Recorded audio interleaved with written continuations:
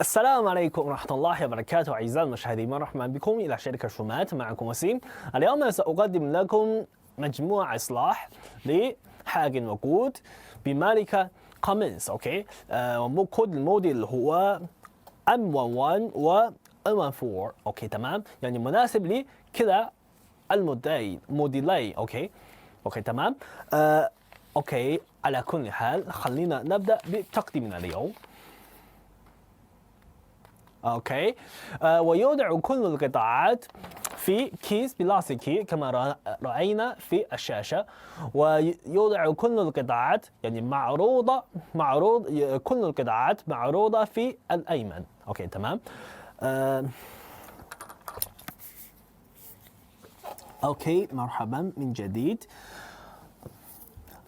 نشوف واحدة واحدة لهذه القطع. اوكي تمام. اولا نشوف يعني شبكة ترشيح لهذا المكان. اوكي تمام، لهذا المكان، وبندق لهذا المكان، وايضا شريح تخفيض الضغط يستخدم بالداخل، لذلك نحن لا نستطيع ان نشوف. والبندق ايضا يستخدم في الداخل. اوكي، و يعني الزنبروك الخاصة بفوح الحاجم ولكن ايضا في الداخل، وهذا الزنبروك ايضا يستخدم بداخل لهذا القطع. اوكي، وايضا معذرة، وأيضا يوجد كرة فلاث، هي صغيرة جدا. أوكي، نشوف هذه الحلقات الثلاثة هذه يستخدم في الخارج.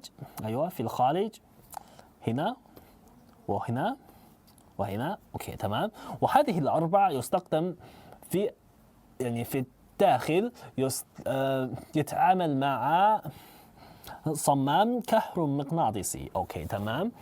ولكن هذه المجموعة ينقصه شيء، يعني القابس، يعني لا يضم قابس. اوكي تمام. لكن اذا اردتم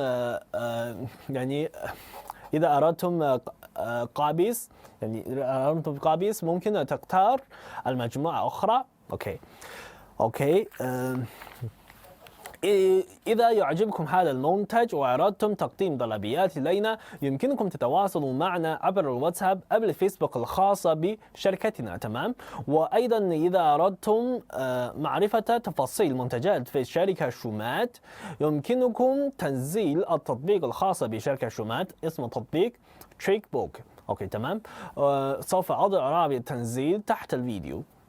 إذا تقديمنا اليوم إلى هنا ينتهي. شكرا لكم على حسن مشاهدتكم. إلى اللقاء.